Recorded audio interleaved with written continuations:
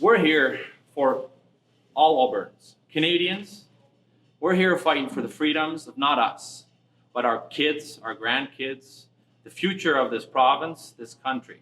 We are prepared to put everything on the line. The small fringe minority of people who are on their way to Ottawa or who are holding unacceptable views. I've also received reports in the last hour of people allied with the protesters assaulting RCMP officers. No, that was an assault between the two civilians, between a protester and a civilian. So Jason Kenney's statement was not true at the press release. I can tell you what I just told you, sir. They have just blocked the border here in Coutts, Alberta to Sweetgrass, Montana.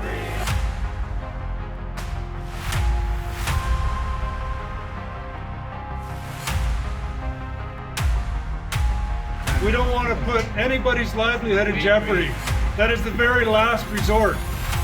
But this is something I've certainly never seen before. Freedom and peace and loving. That's the Canadian way. It's not like CBC or any of these other mainstream news channels are making it out to be. I am not a white supremacist. we're not backing down and being ready for this. We're not backing down until the mandates are lifted. This is our only battle we have.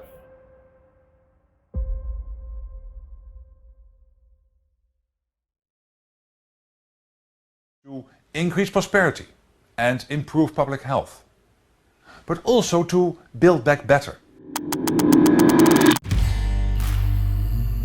If the demands from the farmers are not met, what do you think happens next? I think the farmers will explode. I'm afraid it will be a civil war. A civil war is going to start. Up to a civil war? I don't know.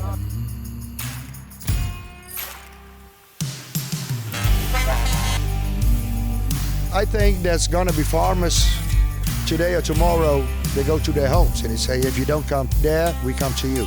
Well, I know the farmers a bit, and if they draw a line in the sand, they draw a line in the sand.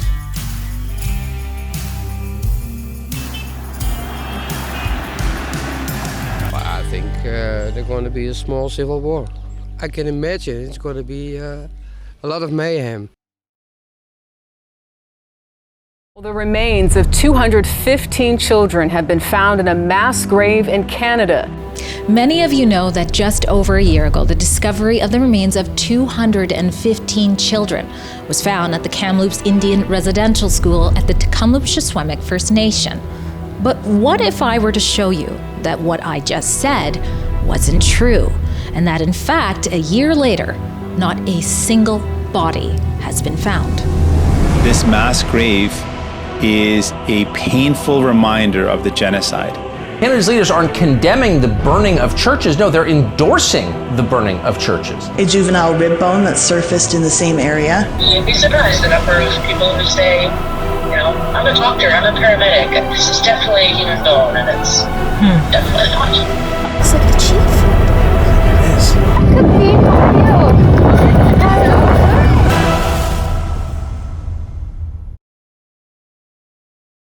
What we are very proud of now is the young generation, like Prime Minister Trudeau, that we penetrate the cabinets. Now, who could represent such a world better than you, Prime Minister?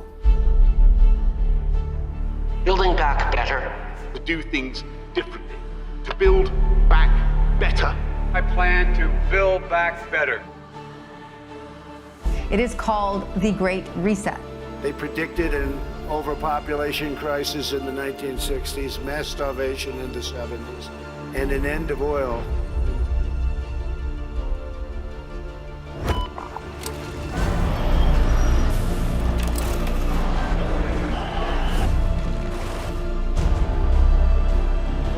We need all the leading companies to come into First Movers, and then we have to fund projects starting actually literally this year. By hacking organisms, elites may gain the power to re-engineer the future of life itself.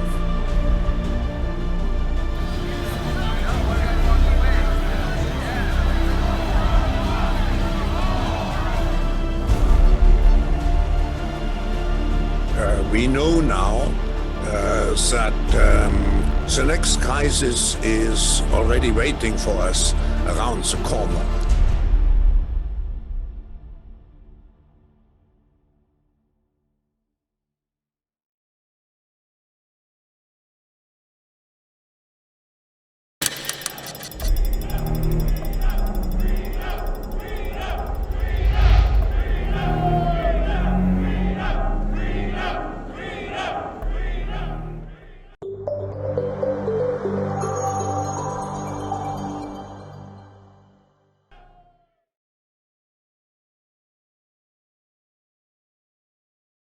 Quebec separatism was always fake. They get, what, $14 billion a year from equalization, mainly from Alberta and Saskatchewan? Don't tell me that they'd really walk away from that. It's just a bargaining stance to get whatever else they want. Alberta separatism, I see it rising in a way I haven't before. And it's not fake, and it's not noisy, and it's not showy. It's quiet and resolved. I don't know what's going to happen, but I know that across Canada, people are thinking, the system's broken, and it's not even broken in a neutral or a friendly way. It's malicious now. It's actively destroying the West. We want people here to have a high quality of life, and it's only through self-determination, which can only come through separation, that we're going to achieve it. And we will achieve it. Canada fait dur maintenant parce que c'est des Albertains qui contrôlent notre agenda communautaire et socio-démocratique. Ça marche pas. Est-ce que le Canada est mieux servi quand il y a plus de Québécois au pouvoir que quand il y a plus d'Albertains au pouvoir? Alors, on a un rôle, ce pays, le Canada, est à nous. I don't think Alberta really wants to leave Canada, but Canada has made it very clear it wants to leave Alberta. Canada is the world's #7 coal exporter, but plans to stop by 2030. Fight against climate change with dedication, with seriousness, and in a way that brings all Canadians along with us. Quebecers are better than the rest of Canada. I was a flag-waving patriot, but I've changed. I now sit down for the national anthem, and I will hold the flag upside down at every opportunity. I'm insulted by the treatment of Alberta, and to think of change happening with negotiation is fatuous. We may get a few crumbs thrown our way, but no, that's not enough. No, there's a ribbon around everything, and it's take it or leave it.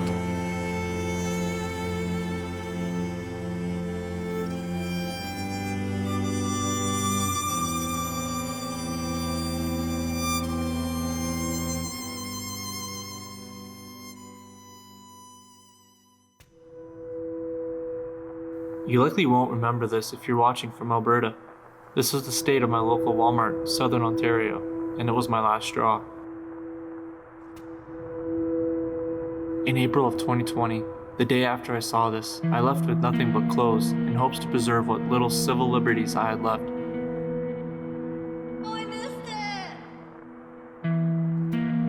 It was Jason Kenney, the Premier of Alberta, who brought me here. I don't even know what a vaccine passport is. All I know is this, that it's illegal based on the Privacy Act. I was wrong.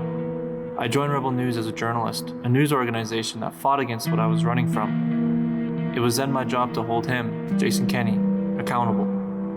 It was through the lens of my camera where he said this. Opposed, and we've been very clear from the beginning that we will not facilitate or accept vaccine passports, and that in fact we regard, I believe that they would in principle contravene the Health Information Act and also possibly the Freedom of Information and Protection of Privacy Act. It was ironic, and a punch to the face, that it was I who was standing there watching him lie through his teeth. But it has now become clear that to save lives and prevent business closures, we must go further in encouraging vaccination and reducing the chance of infection for those who are unprotected. That is why the government has reluctantly decided to adopt the Restriction Exemption Program, a proof of vaccination program for participation in certain discretionary activities. Alberta is my favorite place in the world.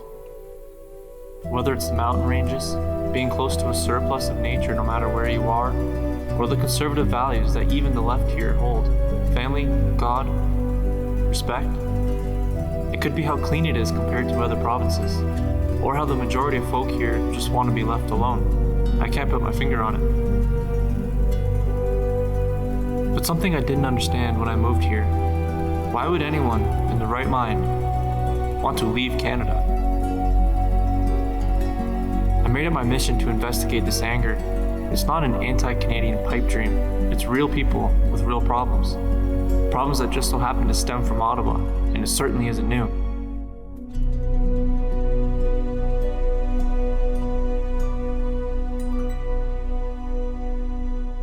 Oh, hey guys, sorry to interrupt. I bet this interruption from me is kind of annoying. I mean, frankly, I don't want to be here either. I loved the show you're watching, and I'd be slightly bothered having some journalist pop in to disrupt my viewing.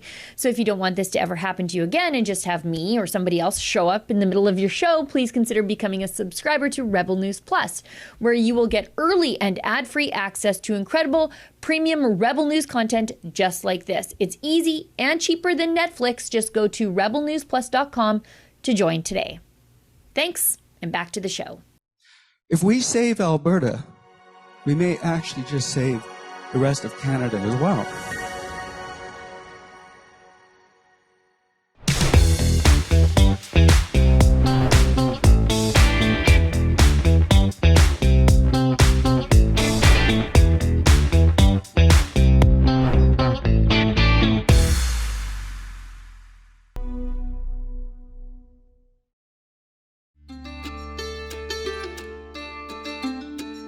My colleagues in the government and I have come reluctantly to believe that the price of oil in Canada must go up towards the world price. It need not go all the way up. We should watch what happens to world price and decide from year to year what we should do. But the price will have to be higher than it is now. How much higher and at what date, we will have to discuss. Power is based on money and the control of resources and what you own. Anger at Ottawa is the national sport of Alberta. The West makes up 4 out of 6 Canadian provinces, drives the Canadian economy, and largely pays the bills around here and out there, but receives a disproportionately small focus of federal political attention. It did not begin with Justin Trudeau. It's always been there. There was anger at the federal government before Alberta was a province, when we were simply a part of the Northwest Territories under the direct colonial control of Ottawa. But it's taken different forms over different times. Long before the National Energy Program was something called the National Policy. And this was Sir John A. Macdonald's big policy when he made a comeback after he was briefly tossed out of office. And the National Policy was protectionism, and it was designed to support the manufacturing industrial base of Ontario and Quebec at the expense of the West. The West's job was to produce raw material, wheat, wood, and some mining. And we were to take these raw materials and send them to central Canada, where they would use it to fuel their industrial base. And what this did, it massively hurt Western farmers. We couldn't export to international markets anymore, because when you put up trade barriers, well, they're going to put up trade barriers against you in reciprocity.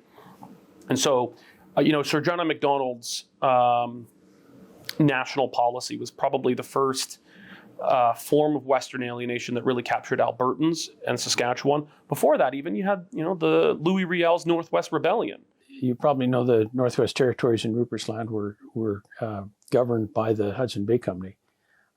They didn't call it governing, they called it we have sway over this territory, and they did. Well, first of all, I wouldn't call it alienation.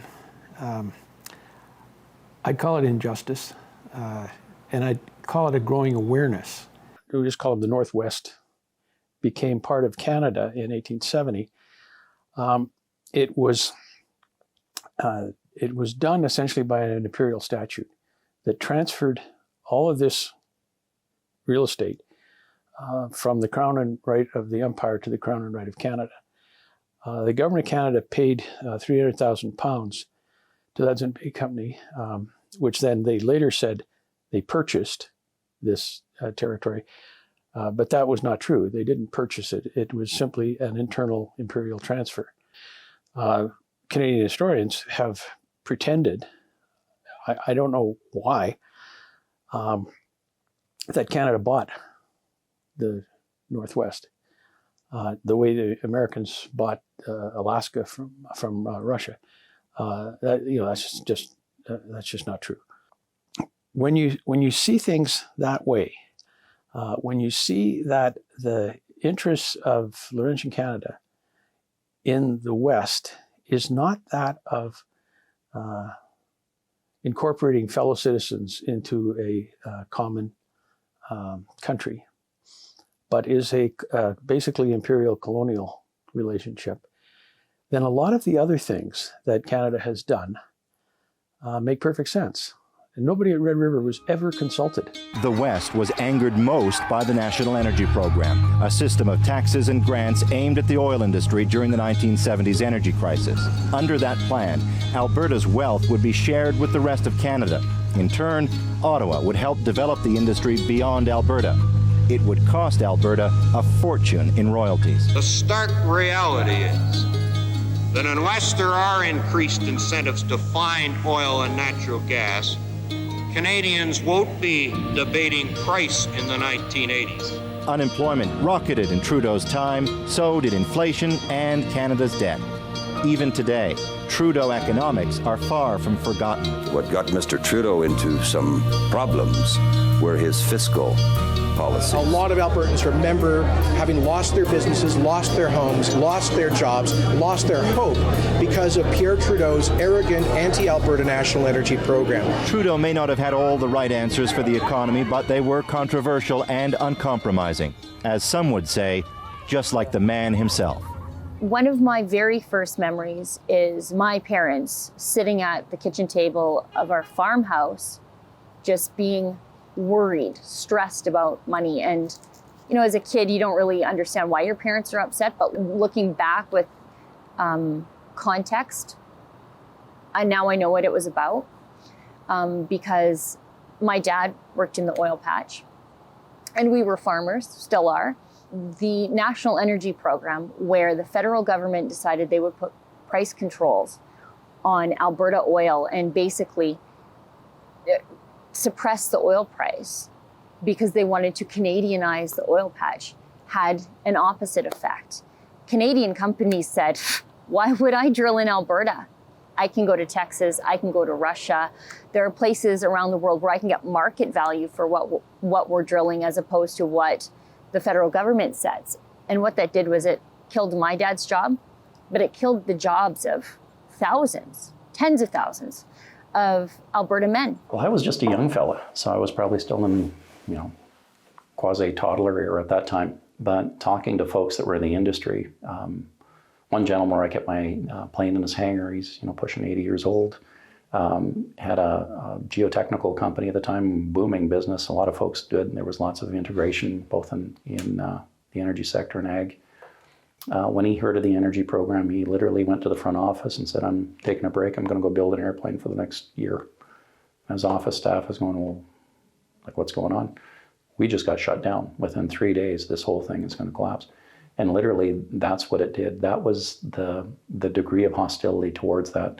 And that's where Premier Lougheed at the time did a lot of work, as well as Premier Pickford and all the other premiers, to quite frankly write our Constitution, to correct those and to write that well within the wheelhouse of the provinces to own their energy destiny. That was all based on that.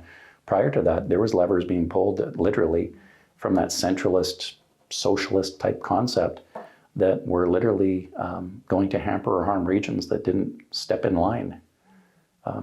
That doesn't sound like a fair relationship, does it? It sounds like there's one hand more than the other. I remember being a boy of 6, 7, 8 years old, driving into Calgary, and me and my brothers and sister would play a game, count the construction cranes. That was because Calgary was booming so fast in 78, 79, 80, that they said that the construction crane was the official bird of Calgary. Like all the towers were springing up, and it was a fun feeling to be a young person in Calgary. I didn't really understand anything about politics or economics. I just knew there was an excitement in the city, and then I later saw that turn to ashes as the National Energy Program destroyed it all.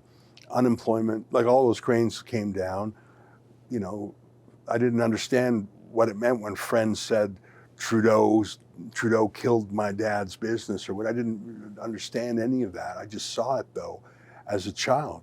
And later, when I later learned about it when I was older, I realized that there was a malice towards it. Marc Lalonde, the senior cabinet minister behind the National Energy Program, explicitly said we can't have the financial center of gravity of Canada move from the east to the west. It was a deliberate and malicious targeting of the West, which suited Pierre Trudeau just fine, just like it suits Justin Trudeau just fine.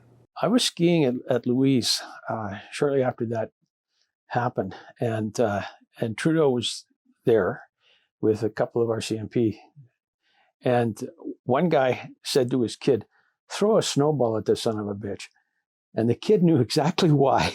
Like he was a little, like 10-year-old, and somebody said, no, don't do that, don't do that. The RCMP will arrest him. So he didn't. But when Justin Trudeau's father and a guy named Marc Lalonde put that thing together with the help of Bill Davis in Ontario, it was the last straw for a lot of people a generation ago. Pierre Trudeau was elected in 1980 without a single seat between Vancouver and Western Ontario. Not a single seat. He even invited Ed Broadbent, the NDP leader at the time, to form a coalition government, bring the NDP in. Even though he had a majority government, Pierre Trudeau, he invited the NDP to still form a coalition because he thought he needed some Western seats for the crazy stuff he was about to do next. And that National Energy Program is one of the greatest crimes ever committed in Canada. It sought explicitly to expropriate the wealth, primarily of Alberta, because at this time Saskatchewan had not developed its oil and gas.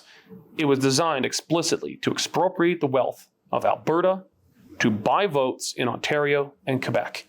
And it's forgotten by a lot of people, conservatives in particular, that conservatives were in on this too. Eastern conservatives sided with Pierre Trudeau. The Ontario Premier at the time stood shoulder to shoulder with Pierre Trudeau and campaigned for the National Energy Program because this was all about votes and stealing other people's wealth. Everyone's a capitalist until there's someone else's money to take. There was a lot of regional anger. These are Alberta's resources and Alberta should control them. On the other hand, it did spur on Canadianization. But many in the industry today say the price was too steep, blaming the NEP for the end of the 70s boom in Alberta and stifling growth for years. And I think it's bloody stupid. It was in 1979, there was a federal election, and Joe Clark won a minority government. Joe Clark was the progressive conservative leader, so we had a progressive conservative minority government, and Joe Clark was from Alberta.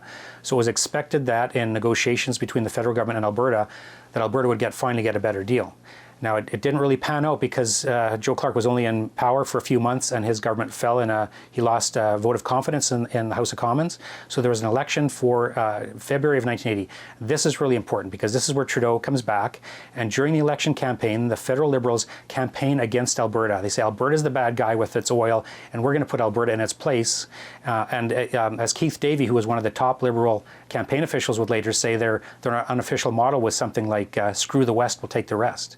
Like they were trying to win just Central Canada. That's all they needed, to win power in the government. So they came back in 1980 with the mandate of putting Alberta in its place, and that set the stage for the National Energy Program, which was announced in October of that year. My name is Michael Wagner. I guess what's notable about me at this point is I've written some books about Alberta politics, especially about Alberta separatism. Where am I? Yeah, I know I'm in here. I guess I'm at the end of the pictures.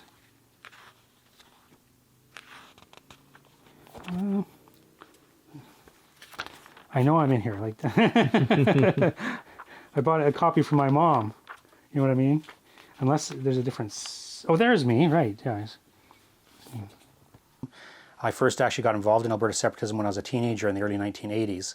I'd been interested in kind of international politics before that time, but there was something about the National Energy Program and what Pierre Trudeau was doing to Alberta that made me really concerned for the province. A system of taxes and grants aimed at the oil industry during the 1970s energy crisis. The following year, early in 1982, there was a by-election where a separatist candidate was elected. He was Gordon Kessler from the Western Canada Concept Party.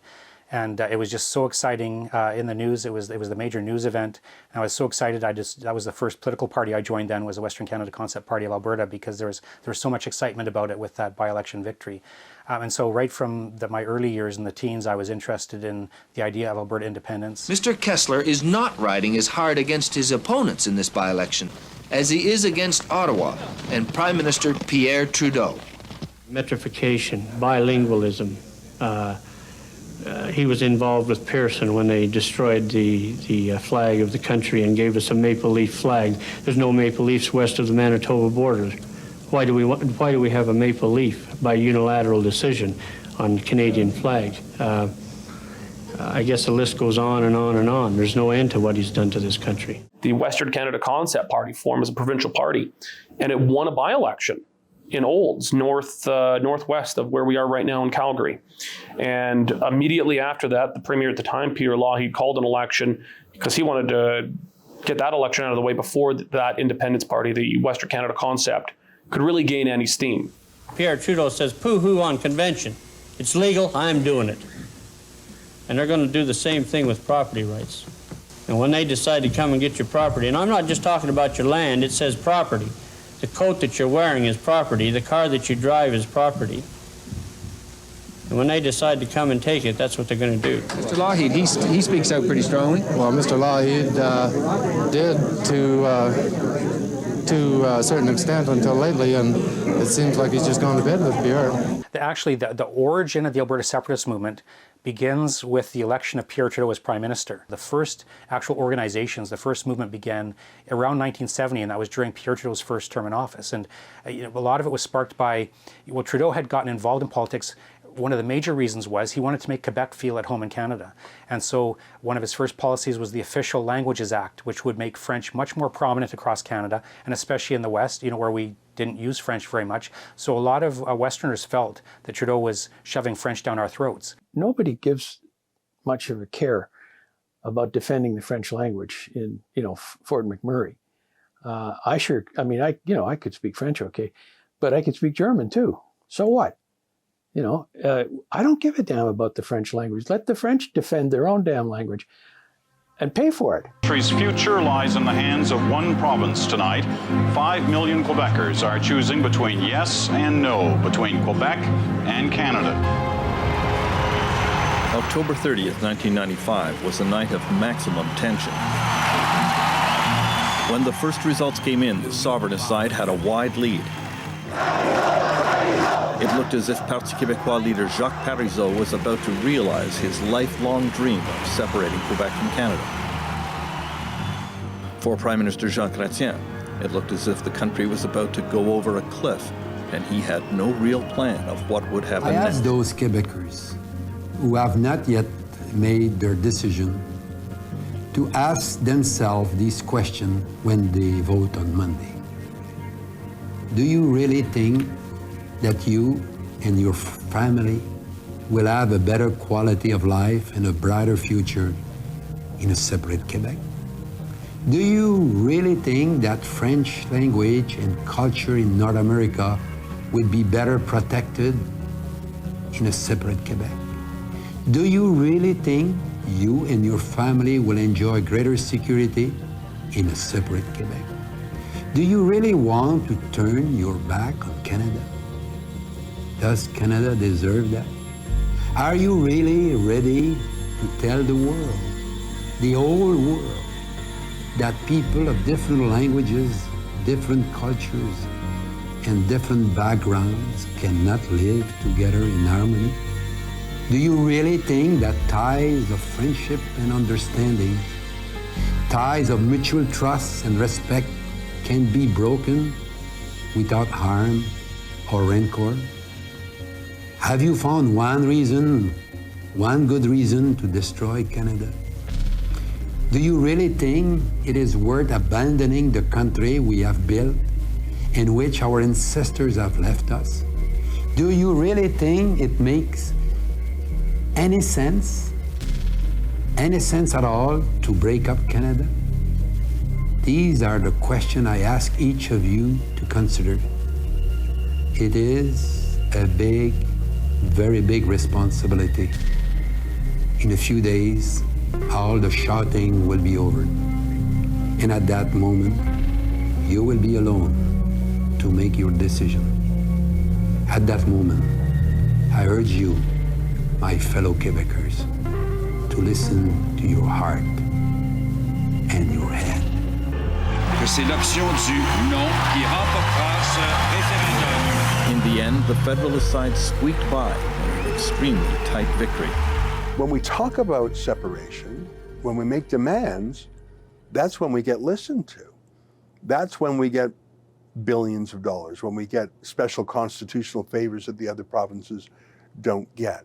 So we have a threat behind our demands that none of the other provinces have. So I think that there absolutely are some Quebecers who want their own country, but there are far more who just understand the value of having a strong negotiating position, of telegraphing to the other people at the negotiating table, I'm willing to walk away from this deal if I don't get what I want. I've got an or else. I want this or else. So Dave Berkison and I did some couple of books on Canadian politics. The most interesting one, so far as I'm concerned, is called Deconfederation Canada Without Quebec, which basically says the last words of it were bon voyage et bonne chance. And we were encouraging them to leave. Of course, unfortunately, they didn't take our advice, but and they're still here sucking money out of Alberta. I can still remember being interviewed on television and on radio in Montreal. And some of it was in French, most of it was in English. And being the interviewers were simply astonished, not only that we were quite happy to see Quebec leave, but that Alberta had been basically footing the bill for some of their stupid social programs. They didn't know that. They were told at the time by their governments that Quebec was a net contributor to Confederation, which is the biggest amount of malarkey that you've ever come across. Trudeau's new administration soon found that the problems of government were a lot more difficult than those of campaigning. And then Pierre Trudeau, resigned as Prime Minister early in 1984 and was replaced by John Turner. Then there was a federal election, I think in September of 1984. Brian Mulroney was elected as Prime Minister. Now, he was the Progressive Conservative Party leader. Every Alberta MP was Progressive Conservative. So now our guy was in Ottawa. We'd elected our guy. And so there's kind of like a big sigh of relief. Trudeau is gone. Our guy's in Ottawa. Things are going to be okay now. Like, they're going to take care of us. Well, it didn't really turn out that way because much of Brian Mulroney's support was also from Quebec and from Ontario. So he couldn't focus as much attention on the West as we expected he would. And then something very big happened in 1986. Canada had purchased the CF-18 fighter jets, new fighter jets, and they needed somewhere to have those maintained. And there was two cities that had the facilities for maintaining those fighter jets, Winnipeg and Montreal, companies in those cities. So there was a competition, which one should get the contract. So the government held a competition according to its own criteria, and Winnipeg won the contract on the criteria. So the Mulroney government awarded the contract to the company in Montreal, even though Winnipeg had won. You hadn't heard about that maybe, but that's the CF-18 contract. That was a huge, huge blow to the West, and it caused a huge uproar here. Like, how dare, we elected these guys. These were our MPs, what's going on? It just goes to show that even a conservative government, even though a conservative government is much better for Alberta than a Liberal government, the Conservative Party still has to cater to Central Canada if it wants to maintain power, if it wants to win power. And that's what Brian Mulroney was doing. His main base of support was in Quebec and Ontario, and especially Quebec. He was an MP from Quebec himself. This issue is not new. It was out of that environment that the Reform Party of Canada was born. Here in Canada, a group of disenchanted Westerners has voted in favor of creating a new federal political party. The Reform Association of Canada has been meeting in Vancouver over the weekend to to discuss ways of increasing Western Canada's influence in Ottawa.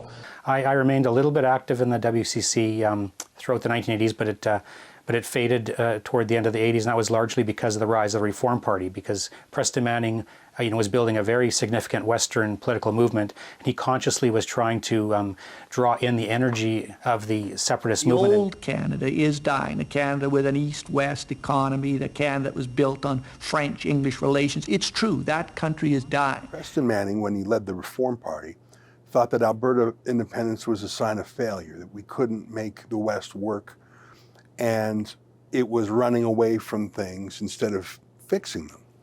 And he said, well, let's take all that energy and try and reform the country instead of abandoning it. He saw that separatist sentiment was white hot, and he said, well, I'm going to turn that into a federalist project. I'm going to be very optimistic and think we can fix things.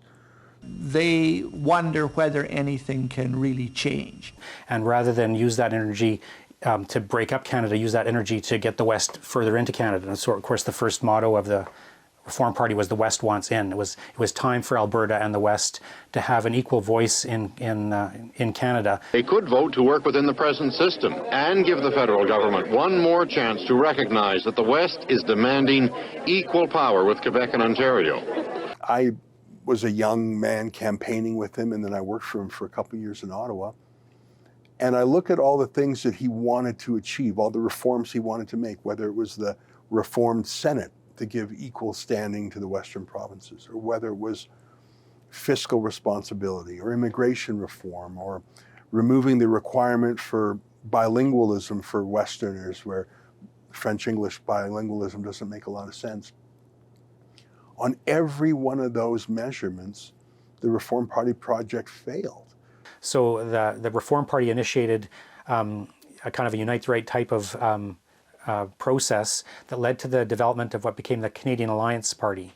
So the Canadian Alliance Party was formed in 2000. They held a leadership convention, and the two top contenders were Preston Manning and Stockwell Day, who had been the treasurer of Alberta's government. He was a cabinet minister in Alberta's government. So Stockwell Day actually won that leadership contest and led the Canadian Alliance into the federal election of, I think, November of 2000. And the Canadian Alliance, I think, got a few more seats than the Reform Party had gotten, but again, it wasn't very much, and the Liberals were still the dominant, still in a dominant position in the federal government. So that was kind of a disappointment. Ultimately, though, then Stockwell Day had some controversies as leader. He resigned, and then there was a new leadership contest for the Canadian Alliance. And the two main contenders were Stockwell Day ran again against Stephen Harper. In those early years, he'd been a Reform Party MP. He had actually been instrumental in the development of the Reform Party because he was kind of like the policy guy. He was the brains behind the policy. He was very well respected, Stephen Harper was. So when he came back, some people kind of saw him as kind of the savior of the Canadian Alliance, that he could really build it up. He had a lot of respect even in Eastern Canada. So he came back as leader of the Canadian Alliance. Then Peter MacKay became leader of the Progressive Conservative Party, and the two of them negotiated, an amalgamation of the two parties, and they became the Conservative Party of Canada in 2003, I believe. So there was a leadership contest then again, and Stephen Harper won that. So Stephen Harper became the leader of the new Conservative Party of Canada. Well, the wish has come true, and Joe Schlesinger takes a look at how it might play out in Parliament. In the jubilation of the election night witching hour, an announcement from the winner of something Westerners have been waiting to hear for years. People of the West, let me just say one thing and let me be clear. The West is wanted in. The West is in now. Canada will work for all of you. The Prime Minister arrived to speak to his supporters and to speak to the country and get his interpretation on the results tonight. A wonderful honor to serve as your Prime Minister, and it remains a great privilege to serve as your Prime Minister again. Thank you. Merci beaucoup. God bless Canada. And Ben there, you see them on the stage in the Calgary Telecentre.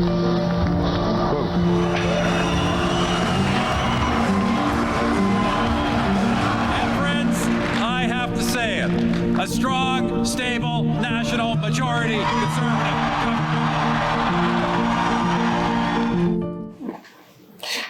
And then we are where we are today, where we gave up the Reform Party and then the Canadian Alliance. We gave it up in exchange for the Conservative Party of Canada. And, we sacrificed a lot to get a Westerner, Stephen Harper, in Ottawa. And all we really got was 4 years of majority government where we got rid of a few terrible things like the wheat board, which we haven't even talked about, and the gun registry, but all of the great only modest changes made for Westerners, all of which were undone in the snap of a finger by Justin Trudeau. Global News is now projecting a Liberal majority government. Justin Trudeau is the new Prime Minister. It is the Liberals' first federal election win since 2004, the first time they will form a majority government since 2000. Put it all on the line. We gave everything we have to give, and we have no regrets whatsoever. Sunny ways, my friends, sunny ways. Blackface. I shouldn't have done it. I should have known better. It was something that I didn't think was racist at the time, but now I recognize it was something racist to do. Thank you for being here. Thank you very much for your donation tonight. I really appreciate the donation to the Liberal Party of Canada. Veterans groups in court because they're asking for more than we are able to give right now. You'll forgive me if I don't think about monetary policy. Oh, hey guys, sorry to interrupt. I bet this interruption from me is kind of annoying. I mean, frankly, I don't want to be here either. I loved the show you're watching, and I'd be slightly bothered having some journalist pop in to disrupt my viewing.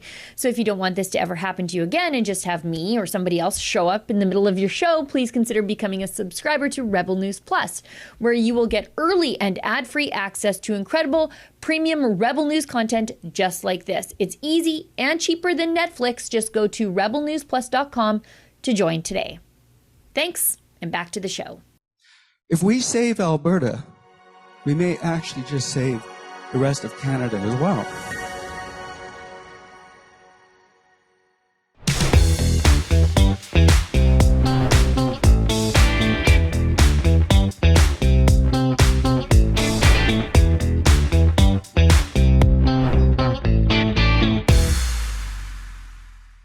Prime Minister Justin Trudeau.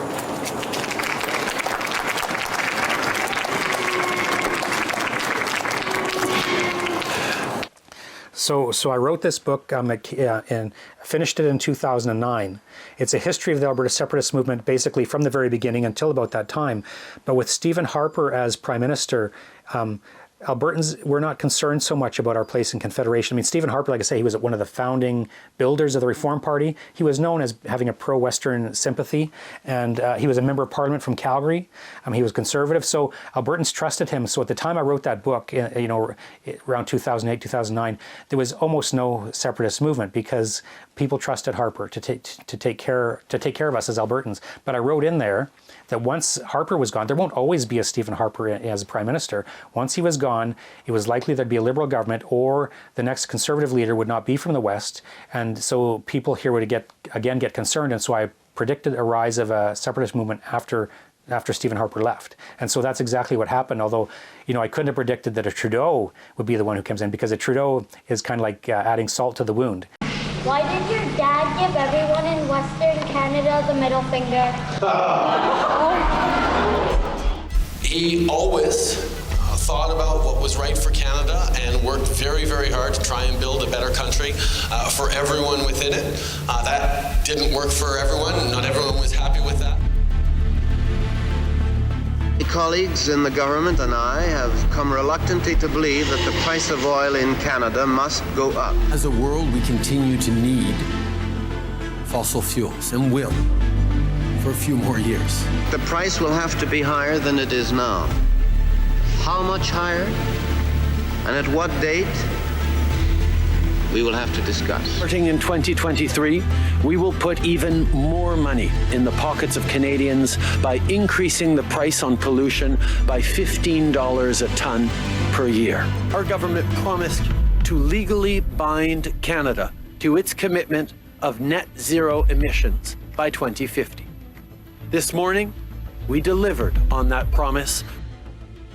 I think a lot of what Justin Trudeau believes sounds like what a child would have heard at his father's dinner table 40 years ago. What did Pierre Trudeau say when young Justin was at the dinner table 40 years ago? Well, probably anti-oil, anti-Western, anti-Albertan, support for Castro, support for the Soviet system, support for Communist China. But you have a child's memory of what Dad said. Fast forward to today, Justin Trudeau does not have a deep rationale for hating Alberta. He just heard his dad say it. He doesn't have a deep understanding for why he hates Alberta oil, but is fine with OPEC and Russian oil. Justin Trudeau says that he's attacking he doesn't say he's attacking the oil and gas industry. He says that he is making the world a greener, cleaner place. Incidentally, by phasing out Alberta's economy. It started almost immediately, again with the carbon tax, the canceling of pipelines. He canceled Northern Gateway. Eastern terminus of Northern Gateway pipeline would have been very close to my home. The town where it was to be built, they were ready for this massive project. They had started building a hotel to house workers.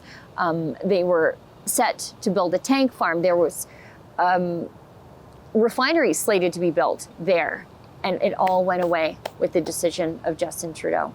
As I said on the very first trip to the oil patch back in 2012, no country would find 173 billion barrels of oil in the ground and just leave them there.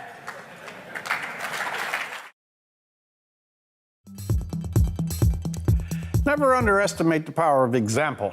Rachel Notley's NDP victory in Alberta is something larger than just the overturning of one of the longest ruling dynasties in Canadian politics. This is what Alberta looked like after the last provincial election in 2012. This is how it looked like after the ballots were counted yesterday. An orange surge and an NDP majority. And never would I have thought I'd live in a province, and I think many Albertans will agree with this, that would elect a socialist party to run it in Alberta. Like, it was just shocking. Those 4 years of the Trudeau-Notley overlap were, from an economic standpoint, atrocious. My view has always been that my job is to represent all Albertans, and job creation is a good part of that. It was a real culture shock for Albertans who thought they were just getting this friendly leader in Rachel Notley. Instead, they got a fierce and brutal socialist. One of the first things that she did, though she did not campaign on it, was to impose a carbon tax on Alberta. That acts as a scarecrow for oil patch investment. We were recovering from a collapse in the oil prices. And instead of doing something to incentivize investment in the oil patch, she did something that scared it away to North Dakota, to South Dakota. These are very close places where you can go to drill. And in the instance of, North Dakota, they share an oil field with southern Saskatchewan. So Rachel Notley immediately started scaring away investment. Then she decided that we were going to get off of coal-fired electricity. Alberta, one of the things people don't really know about is we have 800 years of some of the cleanest burning coal on the face of the earth under our feet. It leaches out of the riverbeds. But she decided that she needed to get us off of coal, or fossil fuels in general, but get us off of coal, which ultimately would drive up the cost of electricity, again, making doing business here so much more expensive, making living here so much more expensive, adding to the cost of everything, but it also decimated coal towns. So I think the NDP won for two reasons. One, it was the vote split between the Wildrose and the PCs at the time. Indeed, the Alberta Progressive Conservatives have held office for 44 uninterrupted years. But now polls suggest that dynasty is under unprecedented duress. Its leader, Jim Prentice, facing a double threat. But we've tackled tough times before, and we've got through it. From the right, Brian Jean's Wildrose Party. I will not raise your taxes. No exceptions. And from the left, a surprise contender. The NDP's Rachel Notley is shaking up the traditionally conservative political landscape. Alberta is changing. It's time for the government to change too. There was a lack of new, refreshed blood. I think the Conservatives were getting pretty complacent about, well, you're going to vote for us anyways. And the floor crossing that happened with Danielle Smith at the time. And just like that, Alberta's Tory dynasty became even stronger, gaining new members from an unlikely corner, This afternoon, I tendered my resignation as Wild Rose leader and notified the Speaker that 9 members of the Wild Rose caucus, including myself, will be joining the government caucus. That's right. The majority of the province's official opposition has decided to join the government. So there were some good things about Jim Prentice. Like, I wasn't a Jim Prentice supporter, but I was impressed by some of the things I heard of him doing. So when Danielle Smith when she decided to switch, to cross the floor and join the Jim Prentice Conservative Party, obviously I was surprised, but I could see how someone could be attracted that way. The PC party was so old and stale and corrupted, it had no ideology left. It was only about self-perpetuation. I think it truly was corrupt. And the Wild Rose Party actually had some flavor and some character. And it was growing fairly quickly. And I think it had a real chance. But then its leader at the time, Danielle Smith, who I think could have fought a good campaign and become premier, or at least Peter Lougheed, had a great first debut and then become premier very clearly the next time around. She took an easy way out. Instead of fighting a hard campaign battle, and instead of being a little bit patient, either she panicked or she saw a shortcut, and in a private backroom deal, the likes that I don't think had ever been seen in Canada anywhere, she made a secret agreement on the eve of the election to dissolve the official opposition and just merge with the government. Didn't consult party members, didn't consult voters, didn't consult the public. She had a constitutional title, leader of Her Majesty's Loyal Opposition. Her job was not just to be a party leader, but her job was to oppose the government. Our whole system depends on it. And she cut a private deal saying, we're not going to oppose, we're just going to all share the spoils together. Why should we fight with the PCs? Why don't we join the PCs and become the PCs? And that way I don't have to fight a hard campaign. I can be a cabinet minister and we'll just dispense with the idea of democracy. It was a terrible idea. It was so obviously self-serving.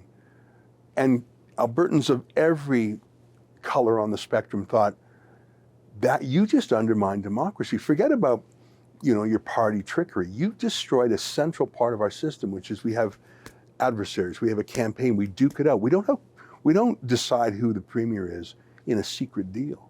The disgust in the province was so great that people looked around and said, who is there that's not tainted by this?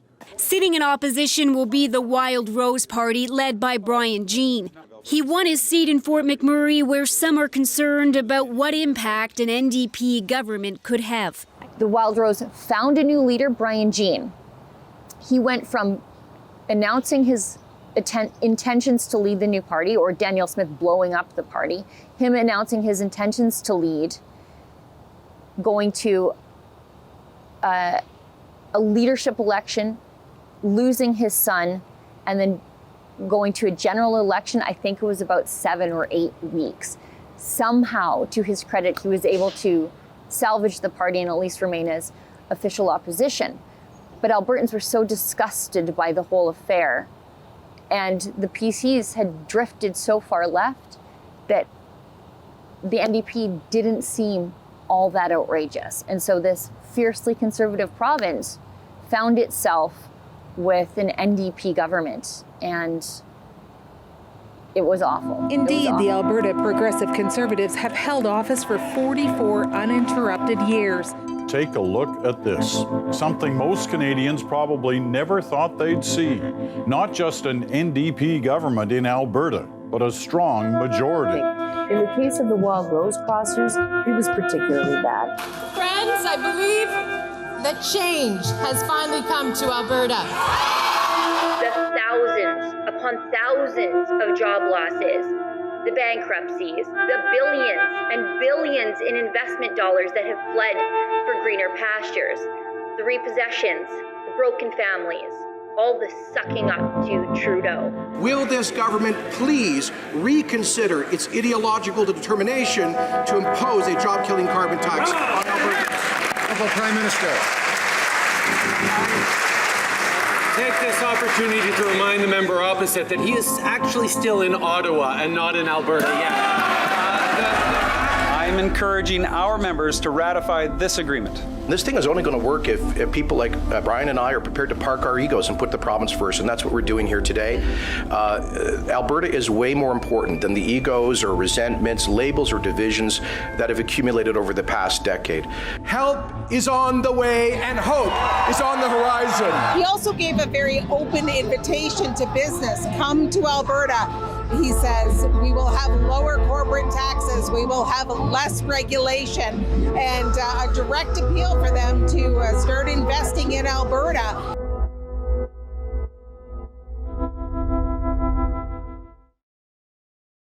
As I said earlier, our government is prepared to deploy every legal, economic, and constitutional tool at our disposal to maximize our leverage and to win a fair deal for Alberta. Equalization, at its nuts and bolts, is a federal wealth redistribution plan to redistribute wealth from the productive, wealthier provinces to the less productive, less wealthy provinces. And that's the Coles notes of it. But it is extraordinarily complicated, and most people on both sides of the equalization debate don't really understand it. At its core is something called the physical capacity calculation. And this is a formula drawn up by the federal government that they change from time to time for very political reasons to declare what provinces are poor and what provinces are rich. Quebec is actually a fairly rich province, but the federal government torques the formula to make Quebec appear poor on paper. And the Quebec government does this very intentionally with Ottawa's aid. For example, hydroelectricity in Quebec is not counted as a part of its physical capacity. It's pretty much the largest industry in Quebec, yet it's just not calculated. But Alberta's largest industry, oil and gas, is very much calculated, even though the oil and gas industry is non-renewable. Once you've taken oil out of the ground and sold it and consumed it, it's gone. But hydroelectricity, well, as long as the rivers keep flowing, the money keeps flowing too. You know, we have these massive, for instance, and everybody automatically goes to the oil and gas industry, right? And they say that that's where the majority of our wealth is generated. And that's true, I suppose. But we aren't the only area in the country that has oil and gas. You know, Quebec, for instance, has proven reserves of fossil fuels, but they refuse to develop them. And it blew my mind that we're given the gift of the third biggest oil reserves in the world. And we have a province on the east side of the country, Quebec, who says, you know what, we won't let you move it, but we'll take your money still. And I thought, in what world does that ever make sense? Over a week ago, Albertans voted on a clear question. Should Section 36(2) of the Constitution Act 1982, Parliament and the Government of Canada's commitment to the principle of making equalization payments, be removed from the Constitution? Today, we have heard the results. A clear majority, 62% of Albertans have rejected the fundamentally unfair equalization program. In other words, 62% of Albertans are demanding a fair deal in the Canadian Federation. You know, the referendum on equalization, which was never, I couldn't understand how that could accomplish anything, because there was no obligation on the federal government to respond to that, and they didn't respond to that. So that promise to have a referendum really was kind of an empty promise. I mean, he did it, he fulfilled his promise, he held that referendum, but there wasn't much that referendum could reasonably accomplish aside from symbolically, you know, showing the East that we're upset about that. What came out of the fairness panel? Well, a set of recommendations that may or may not ever get adopted. It was a way of sort of diffusing the situation a little bit, let some steam come out, blah, blah, blah, blah, blah, blah, blah, blah, blah. Later today, I will be tabling a motion in the Legislative Assembly to ratify these results, which, if passed, will formally initiate a constitutional amendment negotiation. The reality is a referendum isn't going to fix equalization, right? Equalization is a formula that is negotiated and renegotiated. Yes, perhaps it gives them a little bit of leverage to say that there was this referendum, and I think that was in part the intention. However, not much has happened on that front. The reality is the feds control the formula. They may or may not decide to change it. There will be input from the other provinces. Quebec receives $2 out of every 3 that go out out of the equalization formula. That means that they have a big say. Slashing it, for example, would essentially invite a kind of a war between Quebec City and Ottawa that our current Prime Minister is unwilling and unqualified to contend with. So they're not going to do anything about it. And that is, in fact, probably, I scratch my head, because the equalization formula is in the hands of the people who receive the money. Quebecers are better than the rest of Canada. Our government promised to legally bind Canada to its commitment of net zero emissions by 2050. I'm pleased to announce that this morning, the Lieutenant Governor signed an order in council to refer a question to the Alberta Court of Appeal challenging the constitutional validity of the federal government's threat to impose a carbon tax on Albertans. While we are disappointed with this decision, we have to respect that it's a majority decision of the Supreme Court of Canada. We are going to consult with Albertans and also talk to our allied provinces to determine the best way forward to protect jobs and the economy in Alberta. The Supreme Court decision on whether the carbon tax was constitutional or not. Of course, Alberta lost that too. A huge political decision by the Supreme Court. It's powerful, it's straightforward, and it's impactful. So did we as the UCP caucus and government do a good job of pushing back against Ottawa? Yes. If you look at what Ottawa had to do on a federal level, they had to put orders of council through on a lot of the charters of rights and freedoms items, including property ownership, etc. They had to call an election because their popularity was going so down, and they ended up in a more eroded position. So they ended up in a minority government. They had to put a coalition together, formalized, which is pretty wild. Normally it's a handshake and we all had suspicions, but when him and Jagmeet Singh there are doing the bromance and the Thelma and Louise routine, signing off on contracts, they're going to prop each other up for the next number of years. Did we do a good job? I would propose that we did in a lot of cases. Where we are behind the 8 ball, again, comes back to that conversation before of constitutional fairness and representation in the country.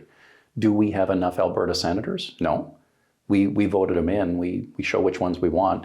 We don't have the representation. Do we have the same representation in voter base? No. It's not based on population. It's based on some other wonky formula. So we don't have that. But we got to keep chipping away at it. Do we have Ottawa nonstop trying to do overreach and come into our areas of the Constitution, such as energy production, etc.? Absolutely. And do we fight them? Absolutely, all the time. There's only so many mechanisms that we can pull, and that's the frustrations of a lot of people in the country, not just Albertans. The voting population from the party itself has seen something where an Ottawa style of politics doesn't work as effectively as it could or should have. Maybe it would have worked with a different administration. It does not work with the current administration down in Ottawa. We will not get a fair shake. So I think the voting population of the party saw that and recognized that. I think Albertans are frustrated with it, and that's why we have a leadership race. So that should right the ship. Management Committee of Cabinet, which authorized me to use all powers necessary to keep Albertans safe. That's why today I'm announcing that Alberta is declaring a state of public emergency in response to COVID-19. Frank, let me be blunt. I think it's time for media to stop promoting fear when it comes to COVID-19. I don't even know what a vaccine passport is. All I know is this, that it's illegal based on the Privacy Act. So mark it on the calendar, folks. On July the 1st, Alberta isn't just open for summer, but I believe will be open for good. Ask you if, like, because this method that we have right now is open for summer, so I'm worried. It's open for good. Open for good. Are you sure that? Open for good. I don't want to go back to the... I swear to God. Not opposed. And we've been very clear from the beginning that we will not facilitate or accept vaccine passports. I had earlier committed not to introduce proof of vaccination because of concerns I had around privacy rights. We've all seen the increasingly divisive debate about how to address the challenge of COVID.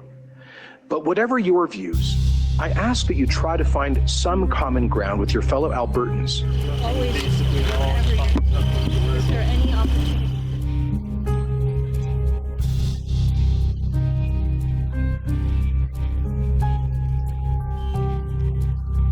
You know, nobody is above the law. No politician, no person that calls himself a pastor. And so I want sincerely to apologize to my colleagues and to Albertans. That being said, the border is still blocked and suspended to all services. Also received reports in the last hour of people allied with the protesters assaulting RCMP officers.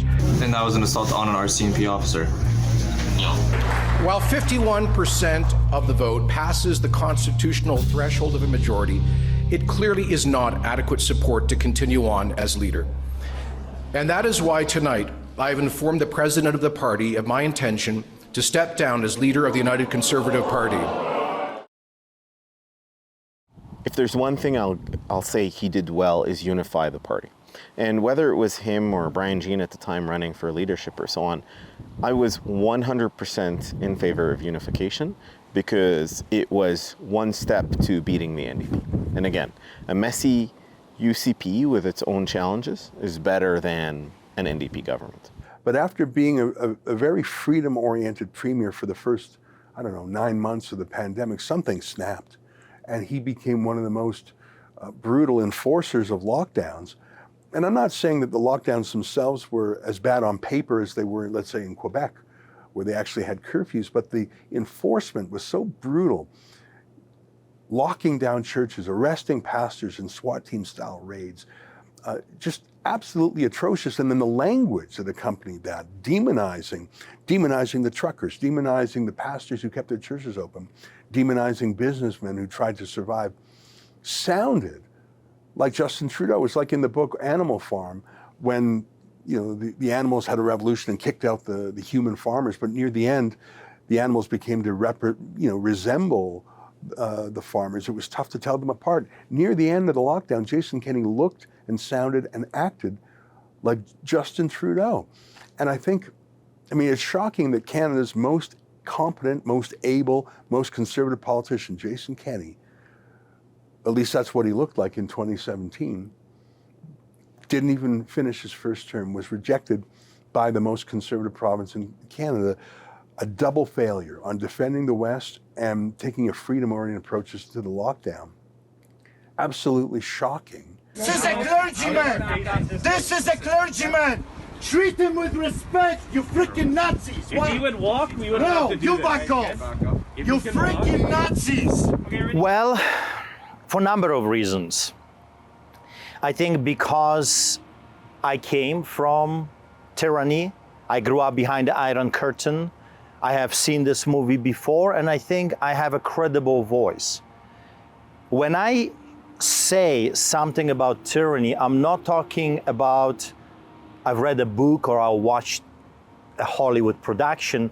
I lived through it and was hell on earth. So my voice is amplified by my testimony. And a personal testimony is the most powerful thing that you can have.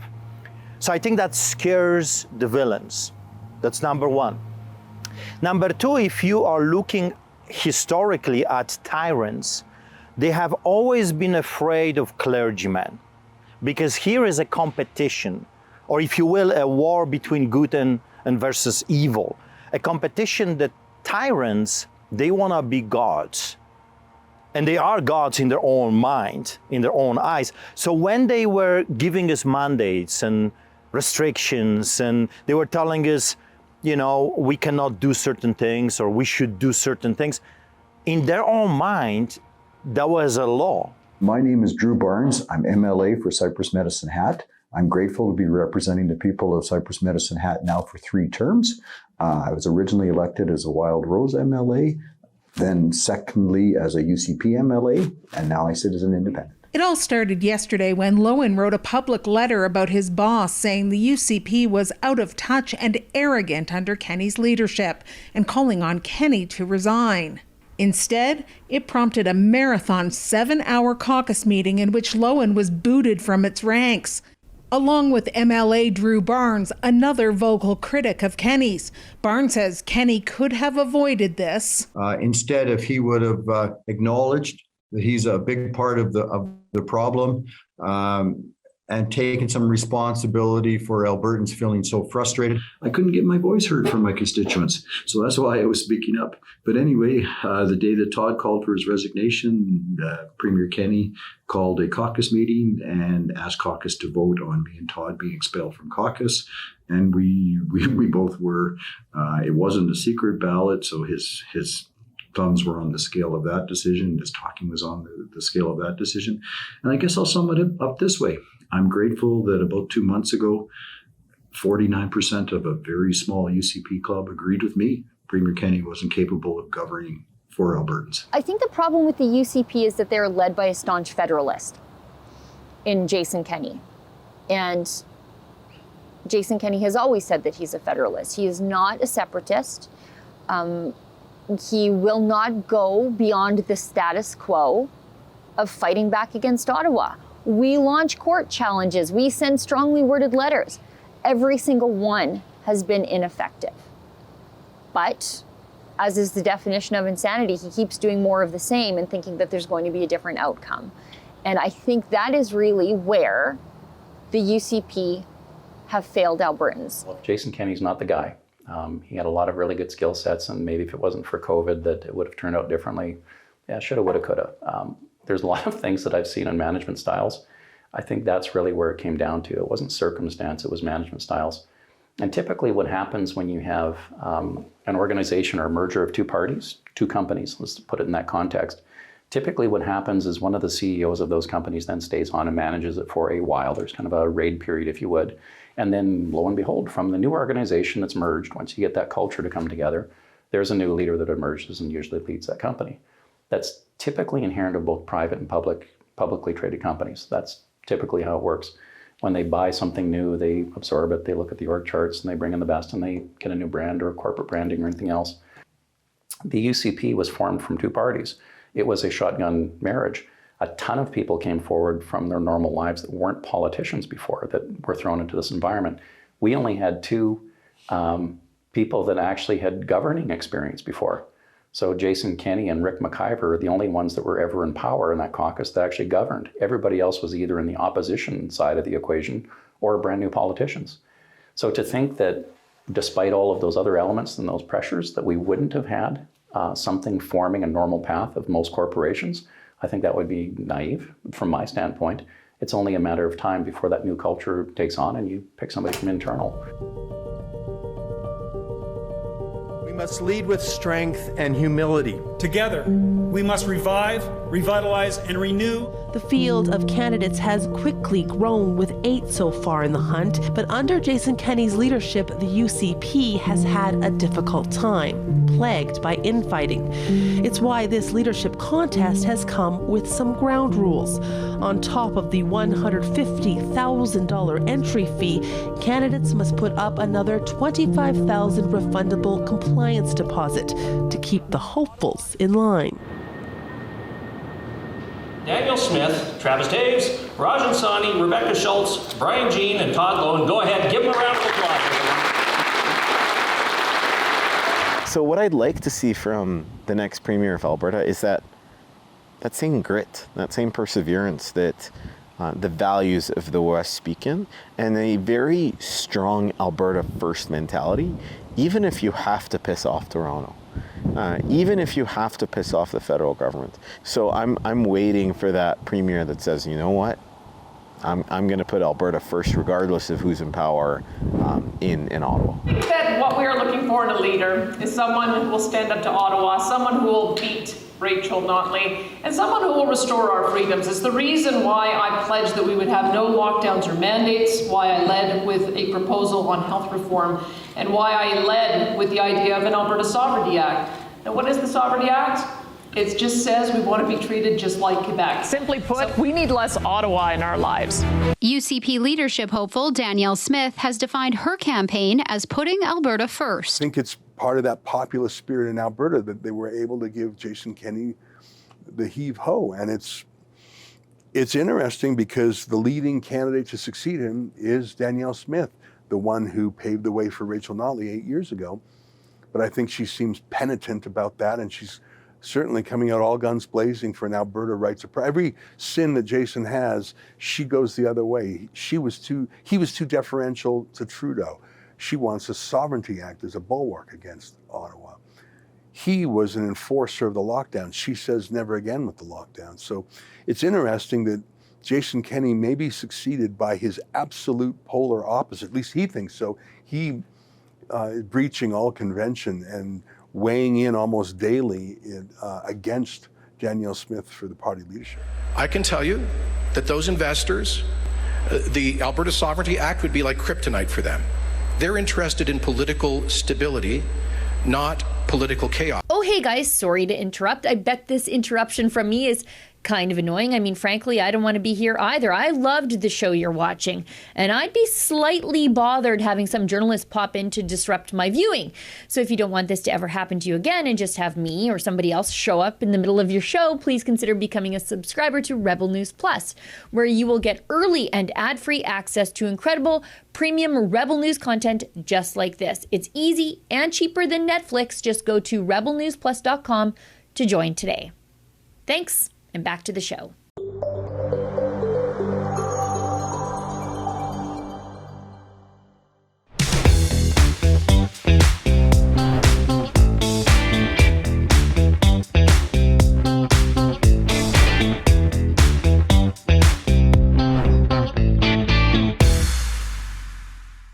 You know, we have other candidates in the UCP leadership race that are saying that it's, you know, that it's not possible or it's a bad idea or whatever they say. They're negative towards it.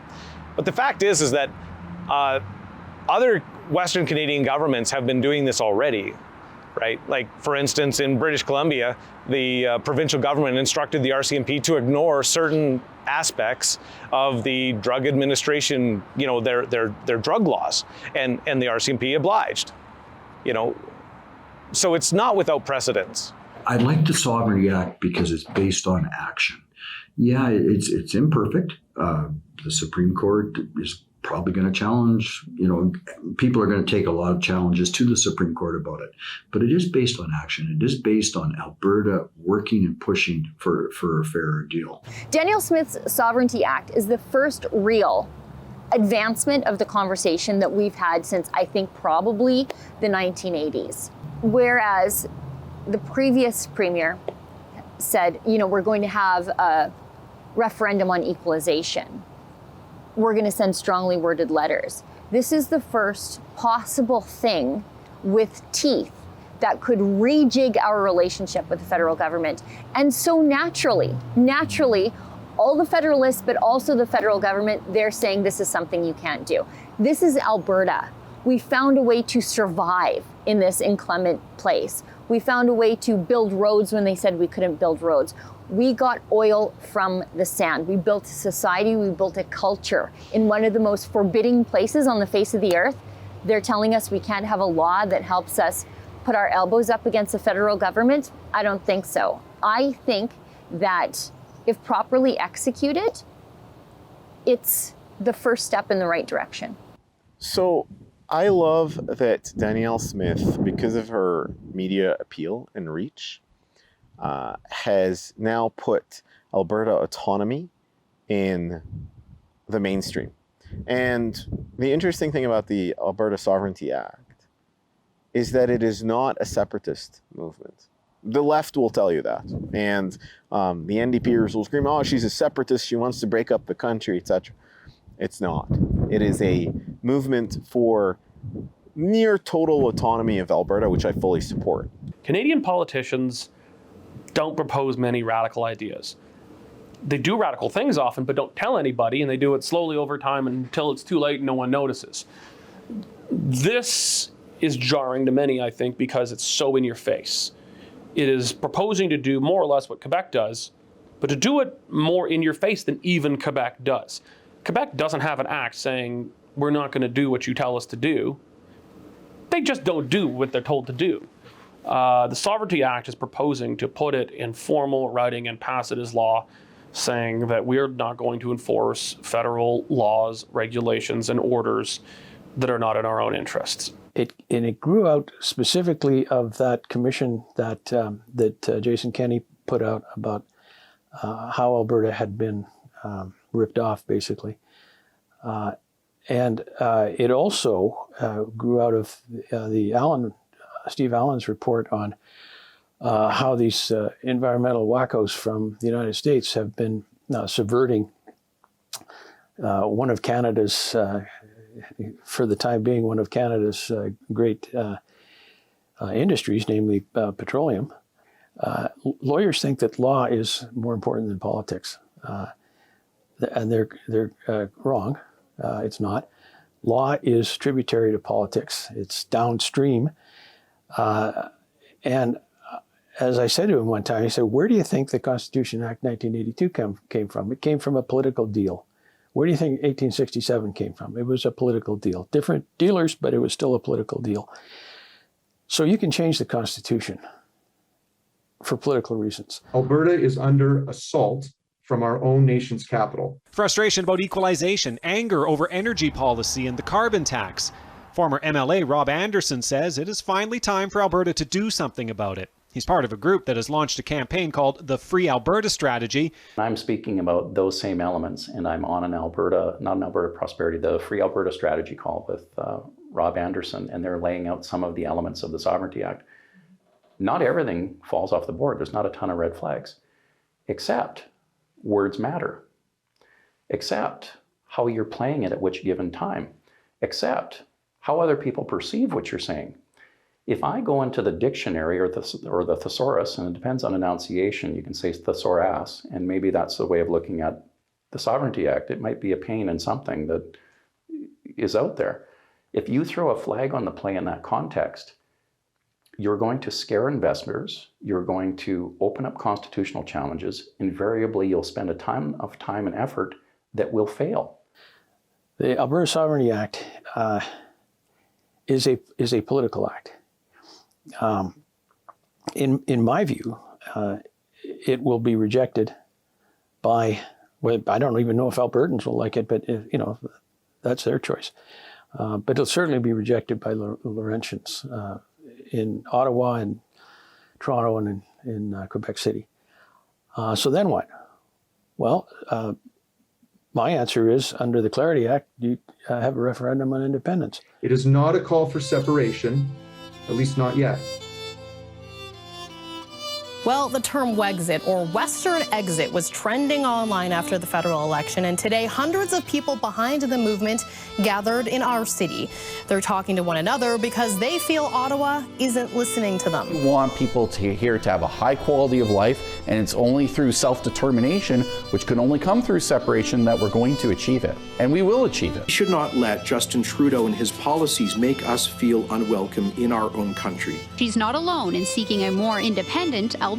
Together we can make Albertans the happiest, the healthiest, the most prosperous, and the freest people in the world and in Canada for certain. Candidate Brian Jean is also promising a plan to fix the province's broken relationship with Ottawa. Data suggests the majority of Albertans feel a strong connection to our country.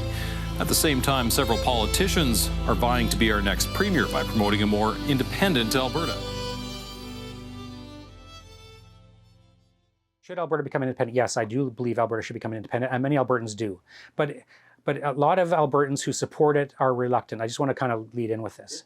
A lot of Albertans who support independence are actually have been the most patriotic Canadians, and they're reluctantly favoring independence. Like, they would much rather stay within Canada, and that's actually why the Sovereignty Act gets so much support is because it's a way of fighting back without leaving Canada. And that's kind of that would be the first choice for most Albertans. Let's fight back without leaving Canada. That'd be the first choice. And even a lot of people who are now separatists weren't before, and they're very reluctantly separatist, and they don't really want to. So it's a self-defense mechanism. And I have actually mentioned that in some of my talks, becoming independent is a way of fighting back. Like, we did not start this problem. We did not, suddenly go and start attacking the federal government. They're attacking us. Like, we're doing this. We have to become independent to defend our community. This is our community, and we have a duty to defend our community from external attack, even if that external attack is from our own government. So I see pursuing the path of independence as a self-defense mechanism. We don't really have a choice. When I first moved here, and this new land of opportunity, of strong resources, whether that was agriculture, oil and gas, etc., I thought, what are the issues that are happening here? It was very apparent to me within the first 5 minutes of getting here, the kind of treatment that Alberta gets, despite being a willing partner in Canada, compared to the rest of the country. This is compounded by the fact that there is an actual hostile government towards Alberta. That adds a kind of a second layer of inertia towards the changes that need to happen in Alberta for Alberta to occupy a less unfair space in the Federation. The context of it, you'd have to look at what Alberta independence means. I think in my own case, independence means a lot. So let's take it in the context of, I'm a teenager. I'm living in mom and dad's house. How much independence do you need while you're still living under someone's roof versus when you're off to college, university, or trades and you're doing that, or when you're on your first job? How much independence is there a difference between your first apartment and having mom and dad kind of help you out versus paying for your own way versus raising your own family? There's different degrees of independence along the way. I truly believe with our country and our Constitution, Albertans are very much prepared and have been for a number of years to be fully independent in the context that we're grown up now. A lot of the strings and a lot of the elements that were put in place before that work really well for the country or at the time, Albertans have grown up. And if we look at the Constitution, there's a number of items in the Constitution that we haven't taken full advantage of. I can look at the Canada Pension Plan for one of those, and I can look at the policing as one of those, 100% within our wheelhouse. I truly believe when we talk about independence, when folks are talking about that, they're talking about that autonomy. Let us do our stuff. We're ready to manage it all. And by the way, we're adults now. We don't necessarily need you jumping in there, nor coming over and mowing my lawn. It's a discussion we should be able to have, and I think that's a problem with all of this, is that the second Alberta starts talking about flexing its muscles, whatever that means to the individual, somebody tells us to shut up. And it's not a conversation that we can have. And, I think that's where it all starts, is this resistance of Albertans to say, no, those conversations you have let Quebec have since before Canada was a country, we're going to have those too, and you're not going to stop us. And we are going to decide for ourselves our own way forward. Is it a more Quebec-style structure with our relationship with the Confederation? Are we leaving? Are we becoming a republic? Are we joining the United States? For Albertans, right now, it just means that we need to have that talk. And you'll often attend APP events and they'll say the best thing that happened for the Western independence movement and the Alberta independence movement is Justin Trudeau, because it accelerates it. If we save Alberta, we may actually just save the rest of Canada as well.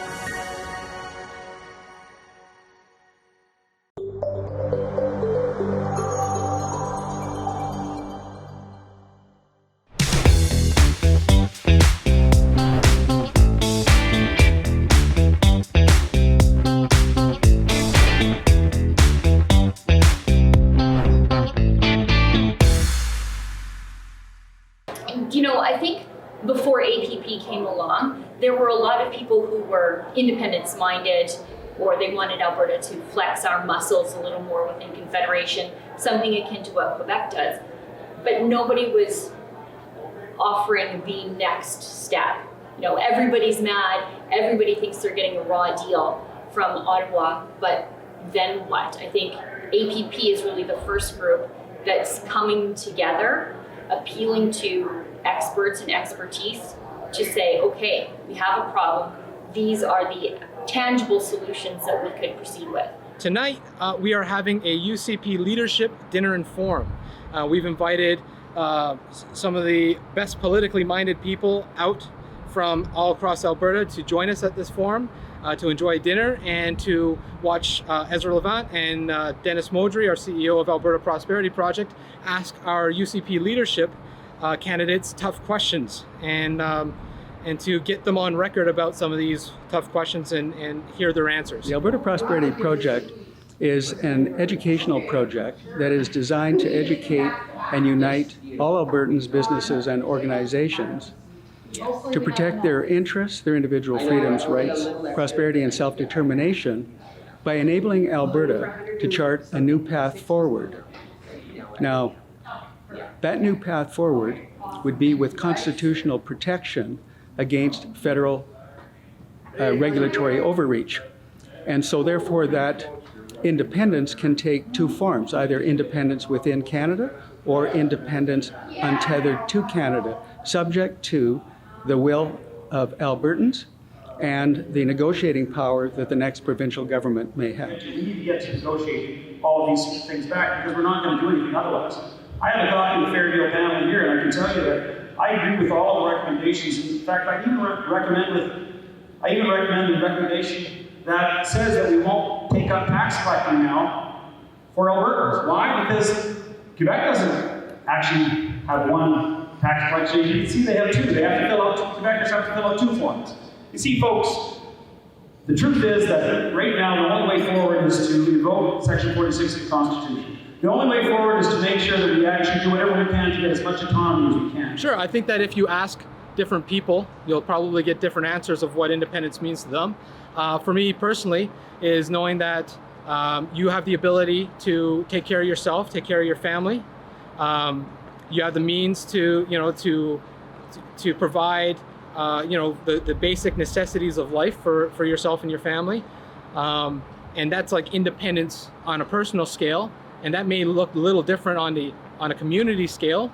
And then as you grow out on a regional scale or a city scale, and eventually you'll get to a provincial scale of where independence may mean, their own self-determination, a province that has its own self-determination to make its own decisions about its own issues and the very unique problems that its province faces and the people in its province face. Going up that far. Within the next few years, we are going to be the second largest economy in the country. By 2050, we are going to be the second most populous province in the country. Quebec is doing everything it possibly can to persecute religious minorities and English-speaking minorities, and they're going to flatline their population. We're going to keep on growing. And so I ask you the question, if that's the situation we're going to be in 30 years, how do we tolerate continuing to have a constitution that gives Quebec 24 Senate seats and gives us 6? Or gives them a guaranteed number of House of Commons seats that's less than us? What we talk about is wanting the next provincial government to have leverage to negotiate on behalf of Albertans from a position of strength. And right now they don't have that negotiating power. And so it's up to the electorate to determine whether or not they will give the next government or a subsequent government that negotiating power to deal with Ottawa and the other provinces from a position of strength. In other words, self-determination for Albertans is in their hands if they will give the government a mandate to negotiate from a position of strength, which hasn't been the case for 117 years. It's okay to have another point of view. And anyone who seeks to be the premier of such an interesting and vivacious and opinionated province such as Alberta has to get used to talking to and meeting with people of all backgrounds.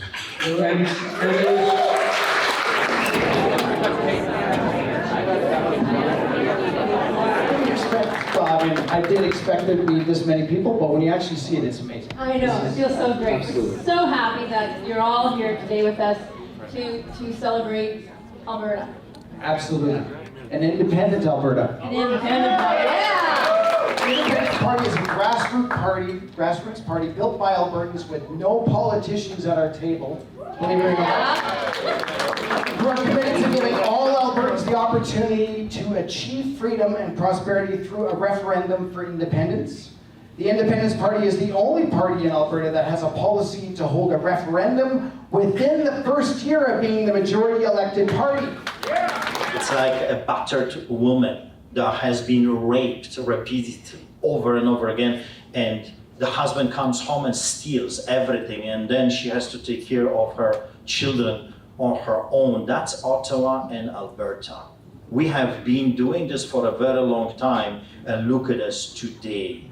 Sometimes there must be a time when you say enough is enough, and who is going to do it? You need strong voice, you need a warrior type of a character that will say to those devils, enough is enough, not an inch. That's a funny story.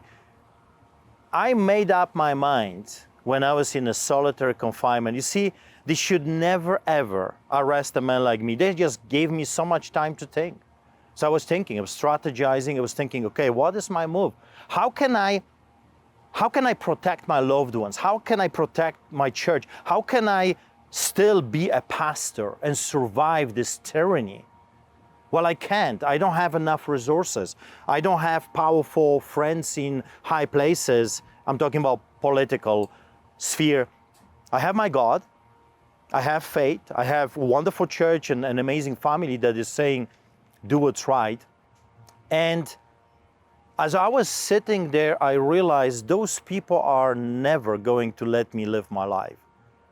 I think for the first time I realized if I don't engage them now on their turf, because I have been defending myself for 17 years, it's time for the offense. It's time for me to move forward. And what was chasing me yesterday, I'll be chasing tomorrow. I became aware of a solution that if we, as Albertans, were to hold a referendum on independence, that it would increase our leverage with our negotiations with Ottawa. We all know that Alberta has been fighting to get a fair electoral representation, fair equalization payment structure, less interference with matters within provincial jurisdiction, such as the production of our natural gas resources. And despite Ottawa always ignoring Alberta and implementing policies and regulations designed only to weaken Alberta, and as a result of the new attacks of the Albertans' rights and freedoms by Ottawa and the other legacy parties such as the NDP and the UCP, it is now necessary for Albertans to make a different political decision. After doing some research, I decided that the Independence Party most closely aligned with my values, and I saw the Independence Party working hard at that time, trying to unify the independence movement and believed in the referendum on independence. In particular, they believed and supported the referendum question to be asked within the first year of our party forming a majority government, and that's what attracted me to this movement. Then in the fall, a minor separatist movement took hold, and Albertans declined to send any Liberals to Parliament in the federal election. That's when Kenney announced this report would be coming. A pressure release, as it were, for that frustration that has been building up. Among the report's other recommendations, an Alberta police service to replace the RCMP, something the government said today it will further study. We have a constitution. This is ours. Back off or else. We need to create our own police force. Kick out the RCMP devils, the most corrupted institution in this country. What are they going to do? Invade Alberta? No, we need independence from devilish, evil husband, Ottawa, that is stealing and destroying the future of our children. I think we all understand that the constables on the ground, they have latitude within the rule of the law. There's an interpretation and enforcement measure there. So if you have two different organizations, one's culture leans to the left, one leans to the right, the interpretation of the law and the enforcement of the law at that given moment can be skewed depending on that. So a lot of the elements are that I would propose that when you have your own provincial police force, they're still enforcing the laws, but their views are more in tune with the context of the area for that region or the circumstance that's taking place. And I think one of the biggest stains that we've ever seen, and should remember it as, was when the RCMP in Ottawa, under the Emergency Act, literally took horses into a crowd. Absolutely terrible. The feedback from around the world and that they couldn't believe that was Canada. So again, not to scare anybody in that context, but there's a sign of the difference between local enforcement and potential federal enforcement and utilizing the right resources at the time in the integration. It'll cost us a little bit more money on the front end for sunk costs, but overall I believe that we save on efficiencies, and in the long run it's the best bang for the buck for Albertans of what they deserve for enforcement. We talked about the values of Albertan society, and it's very different. And, you know, there's multiple aspects of it. So if you think of firearms ownership, this is the highest firearms ownership per capita in the entire country. Most of it being rural, some in the urban areas. Now, the thing is, a blanket policy of firearms control in Toronto should not apply in Alberta. It's two very different things. If Toronto wants to ban all their guns, roll. You know, like, I won't stop you. But the fact that now I'm considered by the Canadian government a criminal for owning firearms, which I do, is a problem. And the other thing as well, why it makes sense to have an Alberta provincial police, is if you've seen the politicization of the RCMP around, for example, the Nova Scotia mass shooting. You've seen the RCMP being politicized around enforcing COVID lockdowns and what have you. If Alberta had jurisdiction over its own law enforcement, we could then match it to what Albertan society wants to look like and what they want and what they need in terms of law enforcement, which is going after criminals. Like, that's the way it should be. When we have issues with the RCMP, we meaning Albertans, we pretty much have to go and talk to somebody in Ottawa. And they're largely insensitive to things outside of Ottawa. So this is a principle that goes back all the way to the Middle Ages, that services should be administered by the people that are close to those they serve. But having said that, there is no guarantee, like in Quebec and in Ontario, that the provincial police are going to be sensitive to the issues we're talking about.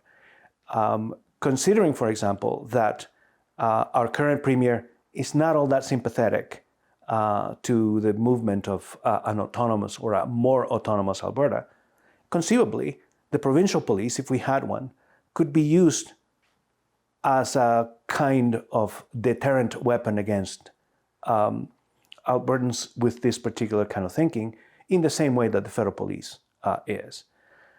But it at least opens the hope for the creation of a provincial police that is more responsive to Albertans.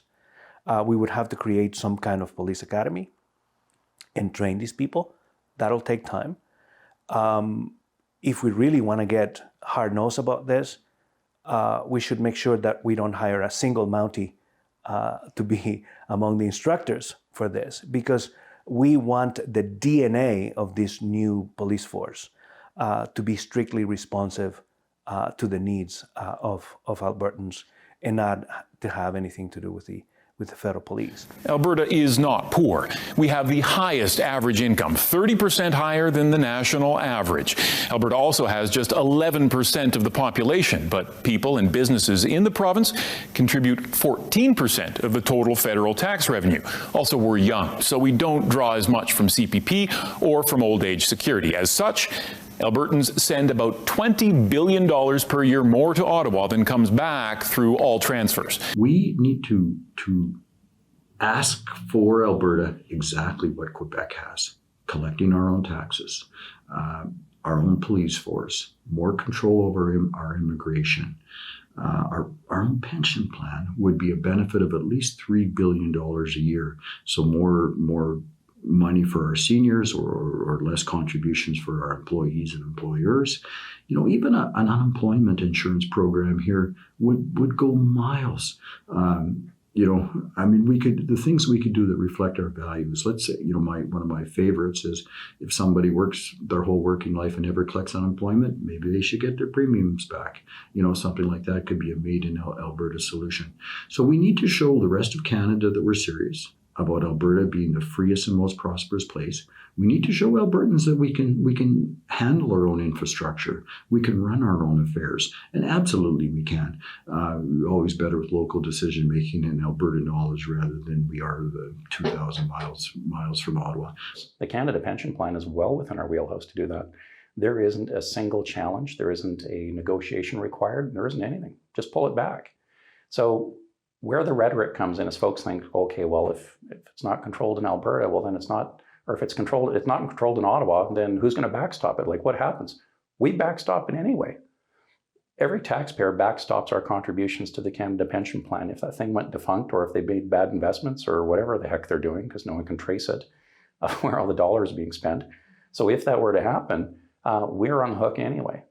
So the way I put it in context is, folks, is if you've ever transferred money, so say it's across the Canada border down to the States, or coming back conversely the other way, it usually sits in this nice little holding pen for a number of days before you get access to your money.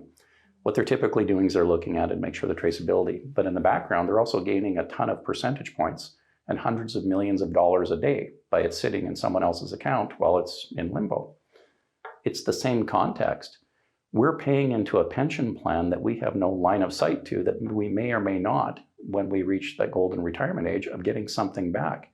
Take all of that, bring it back to Alberta, repatriate that, keep that wealth and that control here. I see an independence government removing the barriers for people, small business and communities to actually run their business and sell their goods without being impeded by government regulation.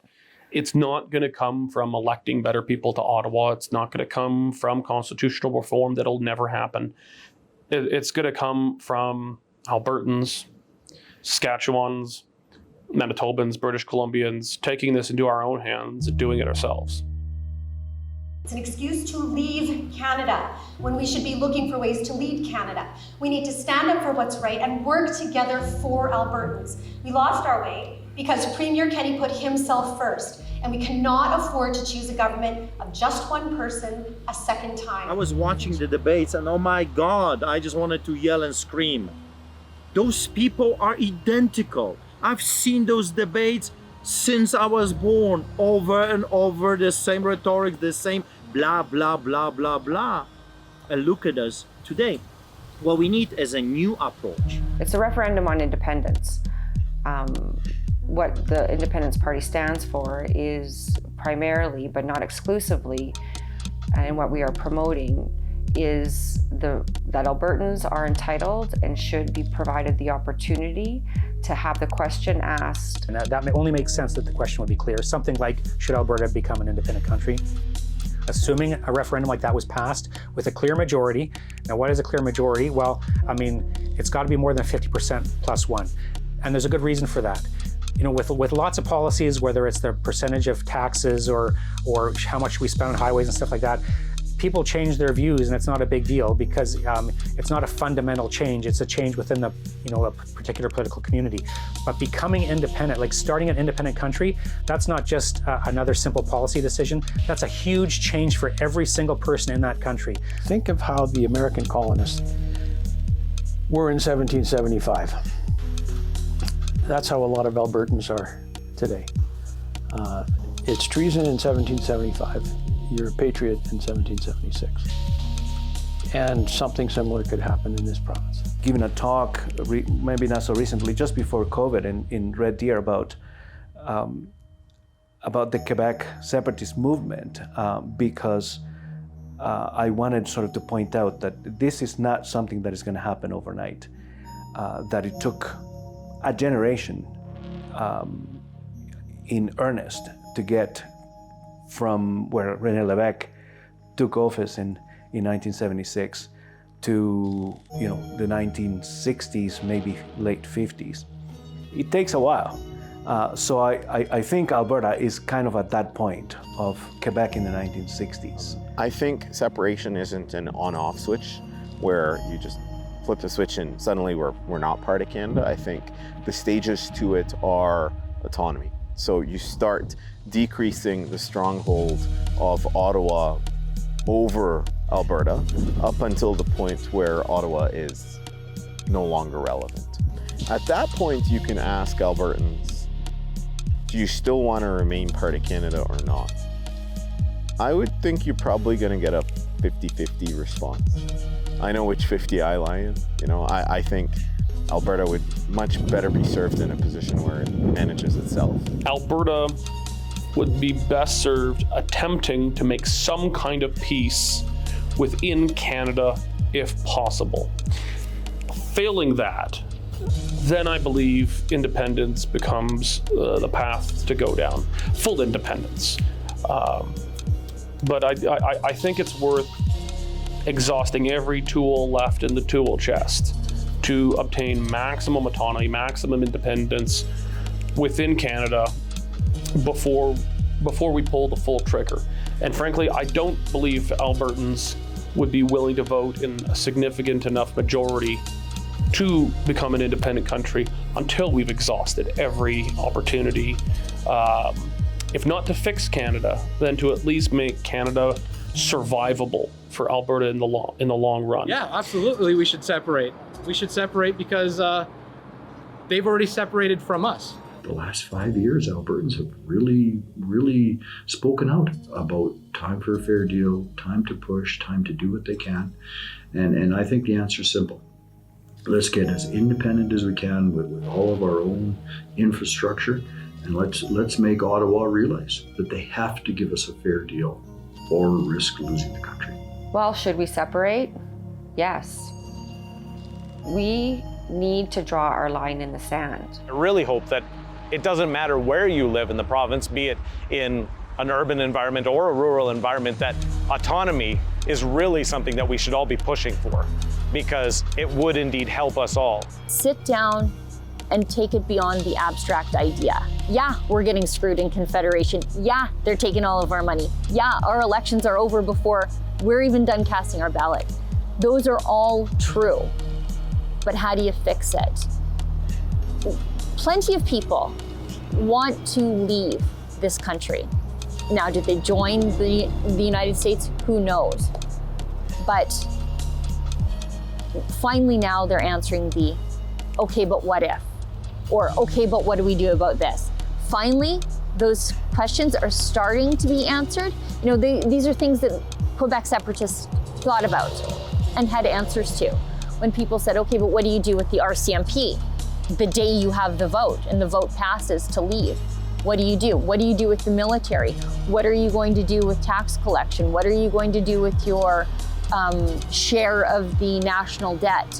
What are you going to do with your insurance programs? How do you deal with all of that? I think those questions are starting to be addressed tangibly, because those are always the, oh yeah, leaving would be nice, but what are we going to do about the military? Finally, they're starting to have those conversations, but what are we going to do with the military and the barracks? So I think the more those questions get answered for people, it becomes something that is less abstract and more tangible. It's not a provincial police force or a pension plan or an equal, it's not one little thing. It would be the normalization and popularization of the idea of Alberta First, the same way Quebec nationalism is completely normal. I mean, I'll give you an example. One of the most prominent businessmen in all of Quebec is named Pierre Carl Pelladeau. Very famous family. They own Quebecor. They own, cable TV. They own news channels. They own cell phones. They're a major cultural industry, billionaires. He took a leave of absence from Quebecor to become the leader of the Parti Québécois Separatist Party. And that was seen as completely normal, and now he's back leading the company. He did not denormalize himself. He was not considered impolite company. He's still a leading citizen of Quebec who went full Parti Québécois separatist, and he's still the toast of the province. In Alberta, there's still a marginalization, a demonization that it would be attracted to anyone who would dare say, well, maybe Canada would do better on its own. In Quebec to this day, dominant parts of arts and culture and media and authors and as I just indicated, even businesses are comfortable saying, I'm a separatist or a sovereigntist, or they have a whole spectrum of phrases from soft separatist to sovereigntist to independentist. It's normal to say you're on that political spectrum and you're not canceled. There's no cancel culture in Quebec if you say you're a separatist. The leading corporate citizen literally led the Parti Québécois, whereas in Alberta, there's a terror associated with that amongst polite companies. Support for independence in Alberta goes up and down over time depending on who's in power in Ottawa, who's in power in Alberta, what's the economy, what are the set of circumstances.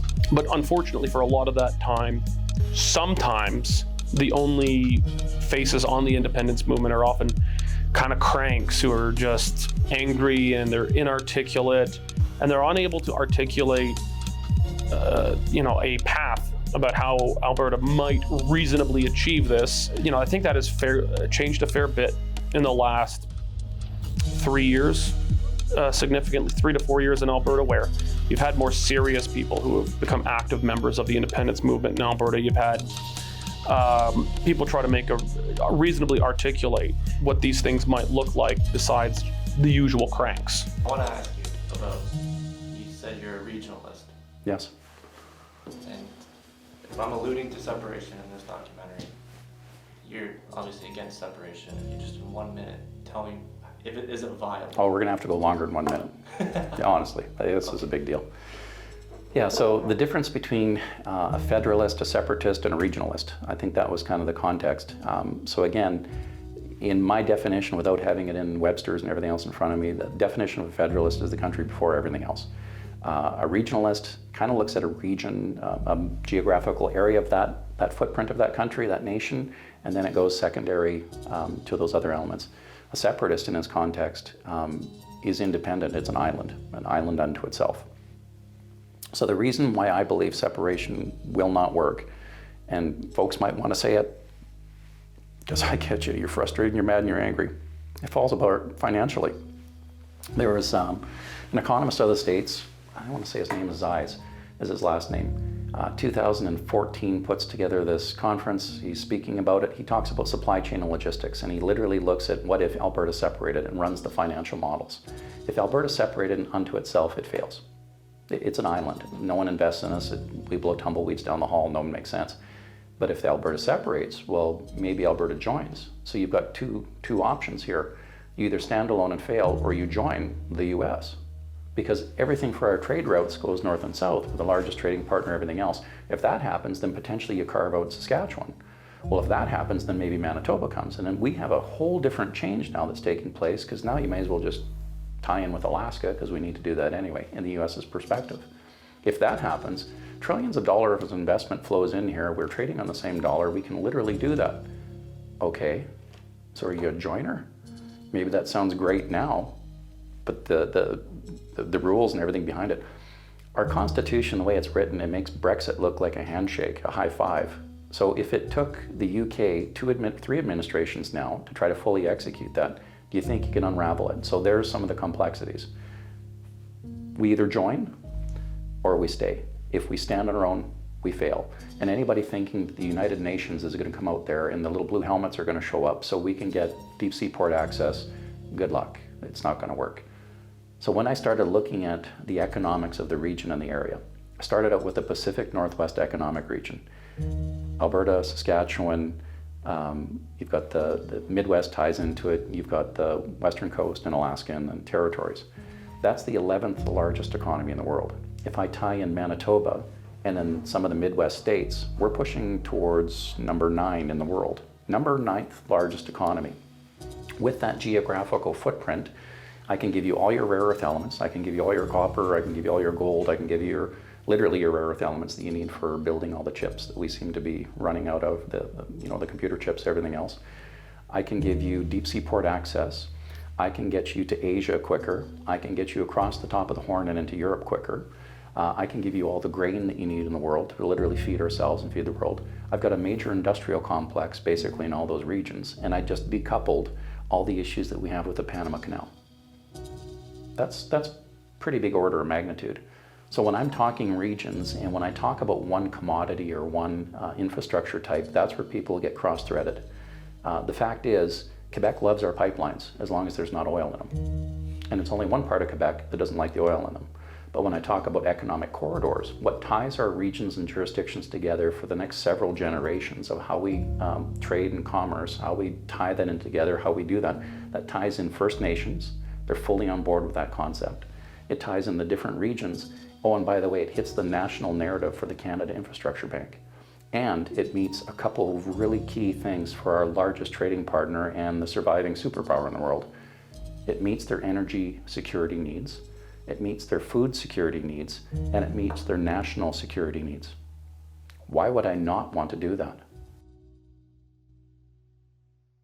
Alberta independence is one of the most complex subjects I've ever looked into. Like I said at the beginning, it's not anti-Canadian, it's real people with real problems. As it stands today, Pierre Poilievre, who was raised in Calgary, is the new leader of the Conservative Party. If he wins in an election against Trudeau, we likely won't be having this conversation again. But his win isn't up to Alberta. We can vote 100% uniformly to the right and it wouldn't matter. Alberta's future from the federal standpoint is entirely in the hands of the East. Alberta independence isn't about leaving Canada. It's about making our own decisions. How can you expect people not to begin thinking this way if our federal vote doesn't matter? But provincially, it means everything. Because there are those who claim to represent us, who police us, who kneecap our prosperity and demand unfettered access to the spoils of our industries. They attack our ability to provide and survive the way we have for generations. By the time you're watching this, one of these candidates will be settled into their new role of premier.